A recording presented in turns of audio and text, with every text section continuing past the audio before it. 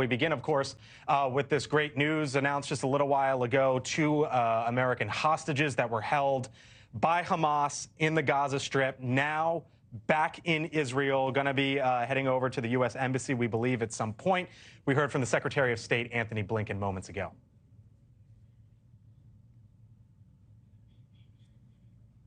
I want to thank the government of Qatar for their very important assistance. But there are still 10 additional Americans who remain unaccounted for in this conflict.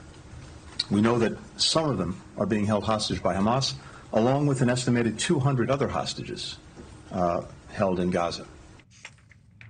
All right, so Chris, this is obviously a huge and welcome scenario for these individuals, of course, for the United States, and as we try to get more hostages out. I mean, just think about where we've been over the last less than 24 hours. A huge primetime address, the announcement of this package, and then the president and his administration able to announce today that these hostages, at least 2 of them, are back safe and sound. The projection of American strength in this region, and I frankly was surprised by the depth and enthusiasm of support that Biden expressed for Israel in this moment, despite some divisions within his own party. And the return of these hostages is proof of concept that the United States, putting 2 aircraft carrier groups off the coast, taking a hard line, talking about more resources, has gotten the attention of Hamas. Listen, I mean, I think, and polls have shown, early polls have shown that people do like how Biden is handling this. They don't like how he's handling a lot of things. But this, I thought his speech was very good. I thought it was very important for him to say Israel was not behind the hospital bombing. Overall, I think they did well. And obviously couldn't lean into the hostages in last night's address because you've got to play the diplomacy game. You ready to give Joe Biden some credit for it?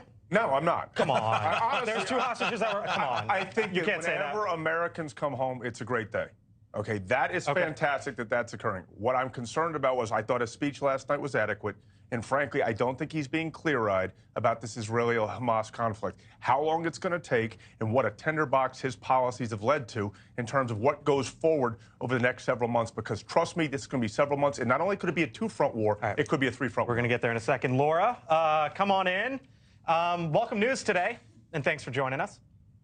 It's really a joyful day for those families of the hostages that were released, and certainly a difficult situation for any president, with President Biden leveraging his experience in foreign policy and power dynamics, and able to really navigate a tricky situation with the Palestinians needing aid and with Israel needing to exercise its right to defend itself. So I think you see Biden's wisdom and talent coming to the fore, and the world coalescing behind him thus far. But it's hard to underestimate how significant and how challenging this situation is in the world of geopolitics.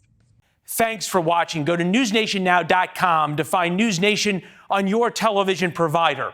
And don't forget to subscribe. Click the red button to get more of News Nation's fact-driven, unbiased coverage.